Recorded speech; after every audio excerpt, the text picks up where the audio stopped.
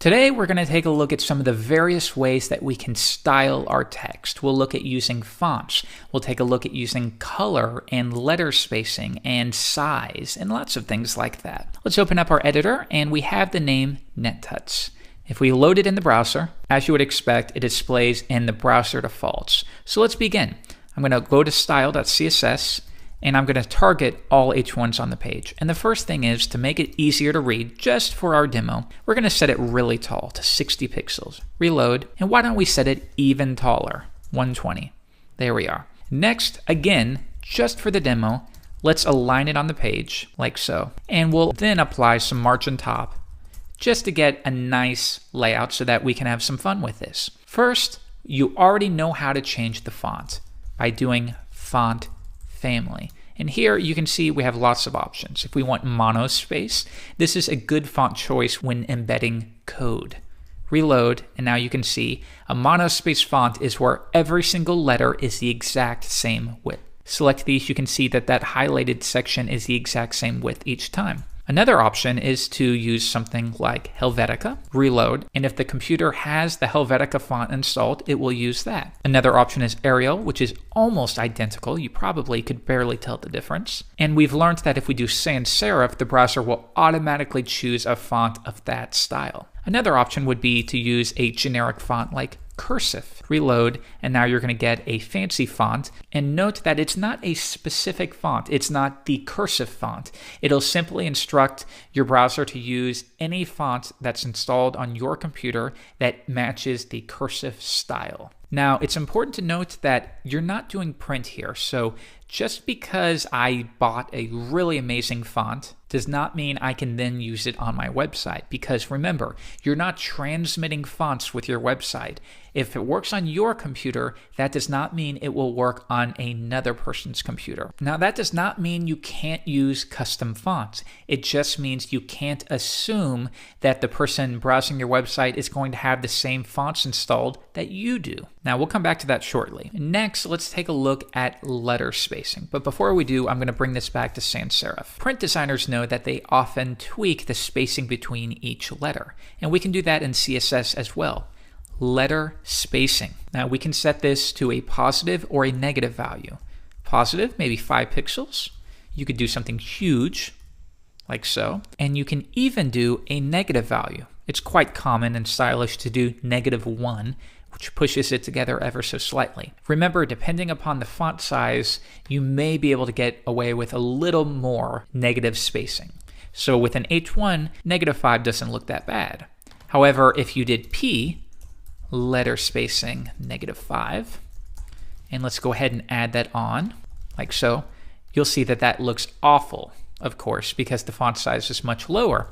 So with the P tag, you might even want to keep that to its defaults. I'll go ahead and get rid of that, and the associated paragraph as well. Now next, we of course can adjust the color of our font. So if you'd like to do a grayish color, you can specify it like so. So now we know that we can manipulate the size of our font, the family, the spacing, the color. You can even do things like text transform. And then if we want to set it to uppercase, what this will do is, regardless of the text within your markup, it is going to render it as all caps. Even if this letter is lowercase, it's still going to be rendered as uppercase. Alternatively, we can change this to lowercase, and that's going to do what you would expect. That's a nice little effect when you want to adjust the styling of your entire website. Maybe all headings in the sidebar need to be capital. This is a nice way to do it. Next, let's take a look at just a couple fun CSS3 properties that are just recently becoming available to us in the last year or so. We can use a text shadow. This is pretty fun. Now, this is a little more complicated. It accepts a few values. The first one is going to be the X offset. So why don't we do big values, 5 pixels.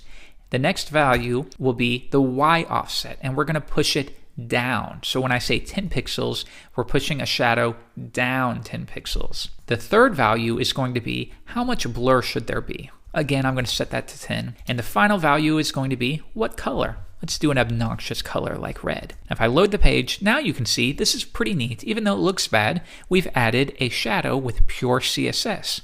Up until a couple years ago, web designers had to use images anytime they wanted to do something like this. So it's really fantastic that we can now do this directly in the browser. Now, of course, you would probably want to do a subtler color, maybe black or an off black. Reload, and that's looking better. But here's a nice technique. What if we adjusted this first to 3? Remember, subtlety is always better. Reload. And now you get a slight glow all around. Or if you even want to make the blur a little bit sharper, and we're going to put the y-axis down to 1, you can get a cleaner look. However, if we make it really sharp, you can get the illusion of an outline. So watch what happens if I say text shadow. I'm not going to push it left or right at all, so it's going to remain where it is. But then I'm going to push it down the y-axis 1 pixel worth. And then I want no blur at all, and I'm going to set the color to black. Now watch what happens. Can you see that there is a slight glow below the text? You'll be able to see this easier if I use a big bright color. And now can you see there's a little bit of red underneath? And this is subtle, but it really adds quite a bit to your layout. So for example, if I have a body background of a grayish color, and then I set a text shadow to our text of white, using this technique, you can get kind of a glow in the background, can't you? Let's change this color to black. And now you can see we have black, but a slight outline underneath. If you instead want this little glow to be on top, you can change the y-axis to negative, which means it's going to be pushed up. Reload, and now it's being displayed like so. You can have a lot of fun with this. So if I set it to 5 pixels, reload, now you're getting kind of a side glow. You can do a lot of things too, especially when you can use a comma-separated list of values. So what if this time I wanted to do 6 pixels, -2 pixels, no blur, and red? Now we have multiple shadows. So we have white, and then we're outlining that white. And notice I do one more than each, because if I did something like 4 and -1, it's going to be covered up and you'll barely be able to see it. So I'm going to make sure that I outline this white value by putting it 1 pixel more on each side. Why don't we change this from 1 to 2? Anyhow, you can have a lot of fun playing with text shadows. Things like the traditional fire effect that you would create when learning Photoshop, you can actually do that within CSS as well, simply by applying a long list of text shadows. For now, I'm going to bring this back to 0, 1 pixel, 0, white. Again, that's x-axis, y-axis, blur, and color. Now, another option that we have for styling our text is the font variant property. You can change it to things like small caps, where it'll make it a capital, but it'll use small caps. And if you've used Photoshop before, you'll be familiar with this effect. Other values that you might like to use: inherit, which will receive the default font variant from its parent. Most of the time, though, you would only use font variant if you're going to do small caps. Now, let's take a look at how we can use custom fonts, and I'm going to show you the easiest way, which is by using the Google Font API. If we browse to google.com/webfonts, you can see that we have a huge list of fonts. Now, I will warn you, they're not always the greatest fonts ever made, but you can find some nice stuff. In this case, let's look at something that's very noticeable that it's a custom font. So I'm going to scroll down and let's find something maybe like this. This obviously is not a default font.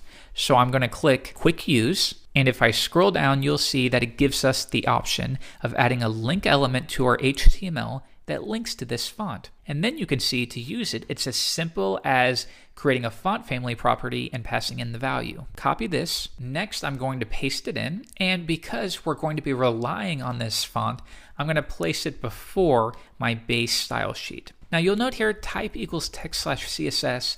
This is something that you'll see quite a bit, type equals text/CSS. However, it's not important.